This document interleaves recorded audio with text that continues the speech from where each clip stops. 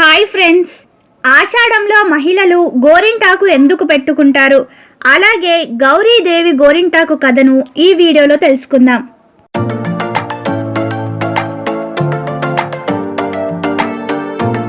ఆషాఢ మాసాన్ని చాలా మంది శూన్యమాసం అంటారు.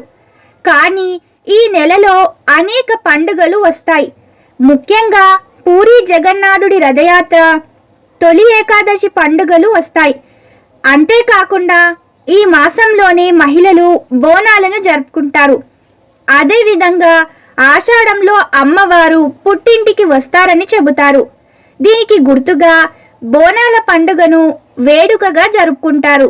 తమ ఇంట్లో సాంప్రదాయాన్ని బట్టి బోనాల పండుగ వైభవంగా జరుపుకుంటారు.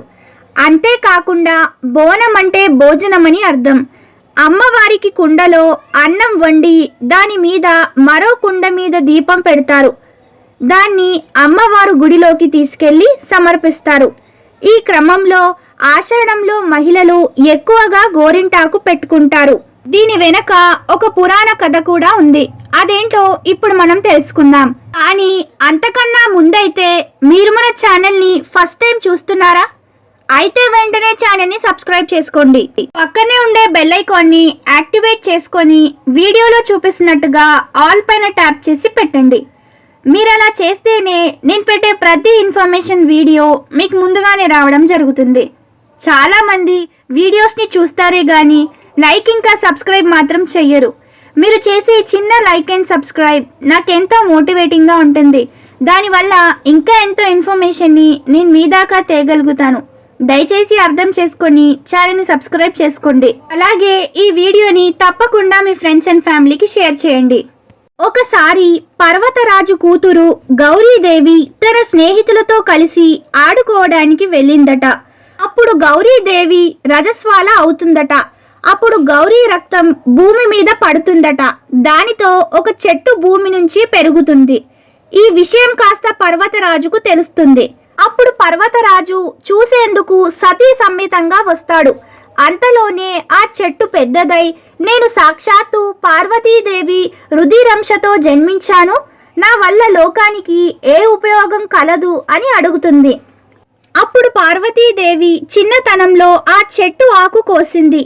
ఆమె వేళ్ళు ఎర్రబడిపోతాయి.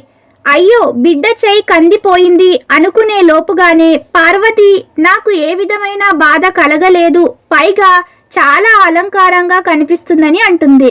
పర్వతరాజు ఇకపై స్త్రీ సౌభాగ్యం చిహ్నంగా ఈ గోరింటాకు మానవ లోకంలో ప్రసిద్ధవుతుందని, రజస్వాల సమయాన ఉద్భవించిన ఈ చెట్టు స్త్రీ గర్భాశయ దోషాలు తొలగిస్తుంది.